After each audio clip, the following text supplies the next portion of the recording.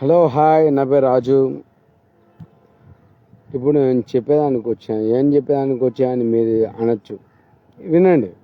అది ఏంటంటే రామాయణంలోని కొన్ని సంఘటన ఆధారంగా తీసుకొని మనం మాట్లాడుకుందాం ఈరోజు.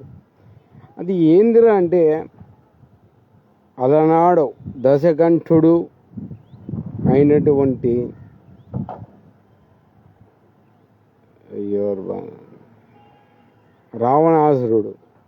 రావణాసురుడు సీతమ్మ వారిని ఎత్తుకుపోనికి వచ్చినప్పుడు ఆయన వచ్చింది పుష్పక విమానంలో. పుష్పక విమానంలో. ఆ విమానం ఎవరిచ్చారా అంటే బ్రాహ్మణ్స్, అంటే రావణ బ్రహ్మ కదా, వాళ్ళకు బ్రహ్మజ్ఞానం ఎక్కువ ఉంటుంది. అందుకు బ్రాహ్మణ్స్ తయారు చేసి రావణ బ్రహ్మకి ఇచ్చారు. సో ఇక్కడ మన పాయింట్ ఏంద్రా అంటే, ఇప్పుడు ఆ ఫ్లైట్ ఏదో మనం తయారు చేయొచ్చు కదా, మనమే చేయొచ్చు కదా. మనకు కాలం నుంచే మనకు ఆ జ్ఞానం ఉంది కాబట్టి మనమే తయారు చేయొచ్చు కదా. పక్క వాళ్ళకి ఎందుకు ఇచ్చాము మనం?